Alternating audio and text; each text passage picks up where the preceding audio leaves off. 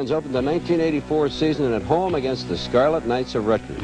And early in the game, the Lions showed early signs of a strong defense. On the game's first series, Rutgers drove to the Penn State 45-yard line, and then on 4th and 1, the Lion defense, led by Todd Moles, stopped Rutgers. On the next series, D.J. Josier went down the right sideline for a 43-yard touchdown run. The Lions built an early 10-0 lead, but Rutgers fought back to tie the score at 10 at halftime. In the third period, it was the Penn State defense that again led the way. At the Rutgers 4-yard line, quarterback Rusty Hochberg is hit in the end zone by defensive end Dan Morgan and fumbles. The ball through the end zone for a safety, and Penn State led 12-10. The Lions fought off a late rally by Rutgers to open the season with a 15-12 victory. The Lions' first road test came against highly ranked Iowa at Kinnick Stadium. And again, it was the Lion defense that led the way. With Iowa leading 3-0, Shane Kylan recovered a fumble by Iowa quarterback Chuck Long, and that led to a 21-yard Nick Gancitano field goal and a 3-3 tie. On the next Iowa series, a pass interception by Penn State's Mike Garrett led to another Gancitano field goal, this one at 35 yards, and a 6-3 lead for the Nittany Lions. After the defense held the Hawkeyes on the next series, the Lion offense took over. The Nittany Lions marched 82 yards and 13 plays for a touchdown. The score coming on a 24-yard pass play from Doug Strang to Herb Bellamy.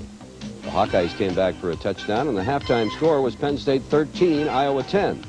Neither team scored in the third period, but Penn State started a 61-yard, 10-play drive as the period came to an end, and Doug Strang, who was 3-3 passing in the drive, went in from 1 yard to give the Lions a 20-10 lead. Iowa quickly came back to score a touchdown, and after holding Penn State, began to drive for the potential winning score. But again, the Lion defense was up to the task. With less than 2 minutes remaining, Ray Isom led the defense that stopped Iowa on a 4th and 1 at the Penn State 29-yard line. The Lions win it 20-17. The Lions extended that record to 3-0 with a lopsided 56-18 win over William & Mary. Penn State jumped to a 35-0 lead, and the game's most spectacular play came in the second period, an 80-yard run by sophomore tailback David Clark.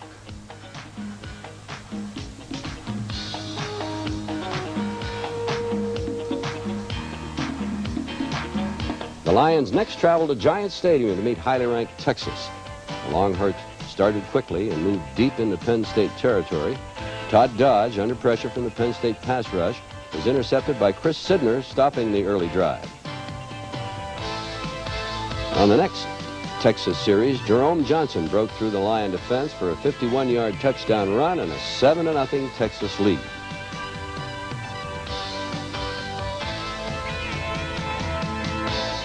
Later in the first period, the Penn State defense again caused a turnover. On an attempted kind of trick play, safety Ray Isom came up with the Lions' second interception.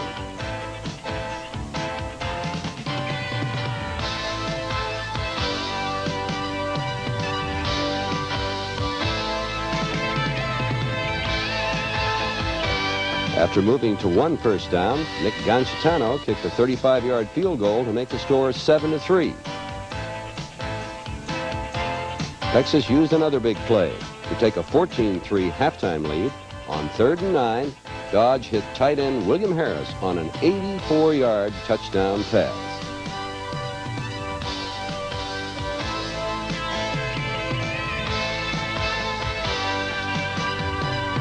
The Longhorns added touchdowns in the third and fourth quarters to hand Penn State its first loss by a 28-3 score. The Lions returned home to Beaver Stadium to meet Maryland. And after falling behind 3-0, Penn State used a big play offense to gain the lead. Doug Strang hit Rocky Washington for a 30-yard pass to give the Lions a 7-3 lead. The Lions put together a second period scoring drive behind the passing and running of Strang. On 3rd and 19, Strang hit Herb Bellamy for a 29-yard gain to keep the drive alive. Strang then went up and over and into the end zone to build the Penn State lead to 14-3.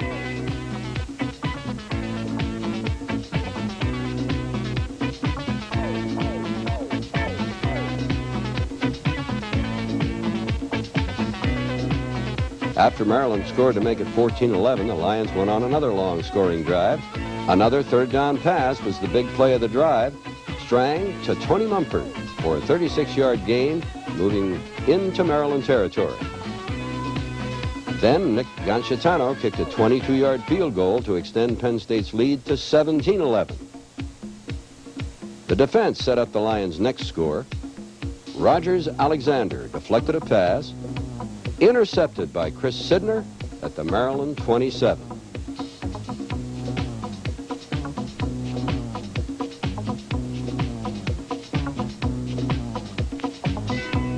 On the very next play, Strang hit Tony Mumford for a 27-yard scoring play, giving Penn State a 25-11 lead early in the fourth quarter.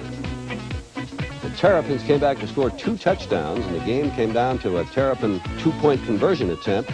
The pass failed, and the Lions win it 25-24. Following a 6-0 loss to Alabama, the Lions returned to Beaver Stadium for the annual homecoming game against Syracuse. Sophomore quarterback John Schaefer led the Lions on a touchdown drive on the first possession of the game. On consecutive third down plays, Schaefer found Eric Hamilton to keep the scoring drive alive. And on the 12th play of the drive, Tony Mumford scored on a 7-yard run to give the Lions a 7-0 lead. On Penn State's next possession, D.J. Dozier went 58 yards right up the middle to give the Lions an early 14-0 lead.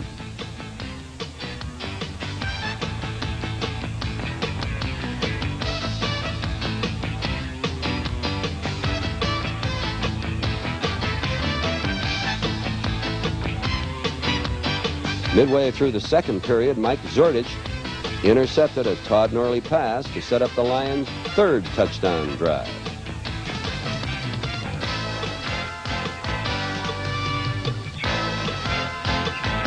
The Lions marched 64 yards in 9 plays, all on the ground, with Steve Smith scoring the touchdown to give Penn State a 21-0 lead.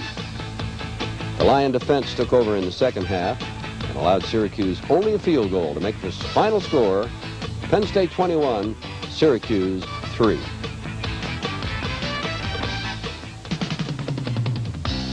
Penn State took its 5-2 record to Morgantown, West Virginia. For the first time in 28 years, the Mountaineers came out on top.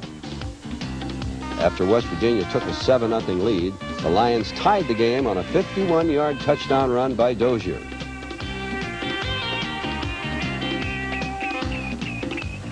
The game remained tied into the fourth quarter before West Virginia scored 10 consecutive points, including a 24-yard touchdown run by Pat Randolph, taking a 17-7 lead.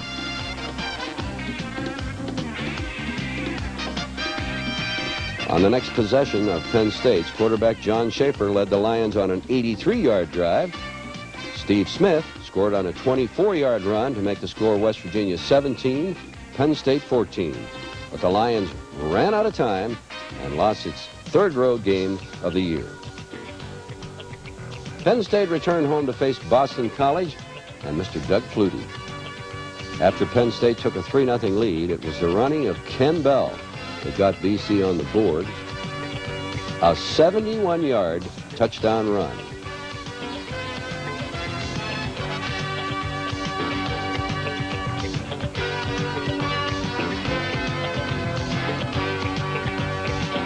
Penn State in possession now, and answered with a 41-yard run by D.J. Dozier. And that set up a Steve Smith touchdown run to put the Lions back in front, 10-7.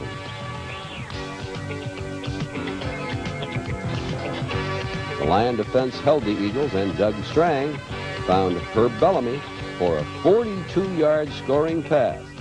And that built the Lion lead to 17-7.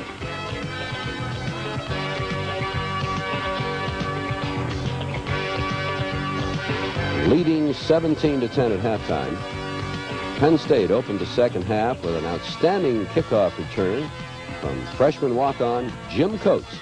He rambled 59 yards.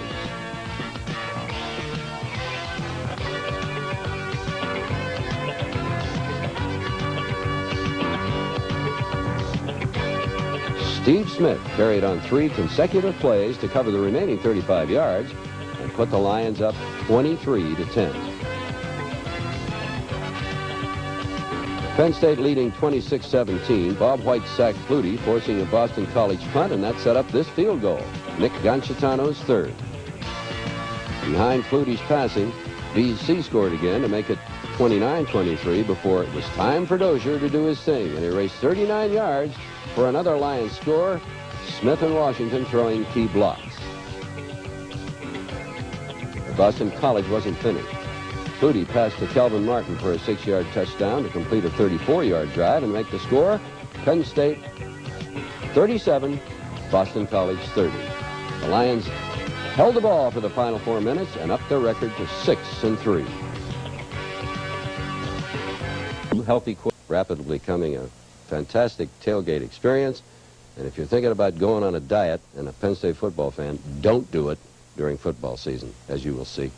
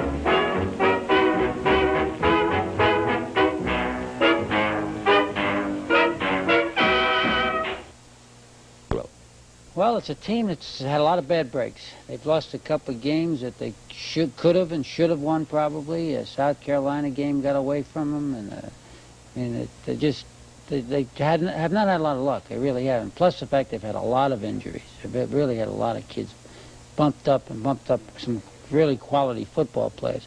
But when they're healthy, and they play as well as anybody, this will be as good a football team as we will have played all year, and they'll be tough out there in South Bend. They've got good young quarterback in Berline who's starting to get, he's a sophomore, he's getting some experience. He's played a couple of good football games, played well against us last year. He was only a freshman. He's a legitimate sophomore. He's a good football player, and they've got a great tailback in Pinkett. Probably as good a running back as in the country, I believe. Great tight end in Bavaro, and number 82 here, who's a big kid. They only list him at 240, but he shoots up like he's about 280. You know, he's one of those big square kids, blocks well, catches well, runs really well for a tight end, and they're playing really.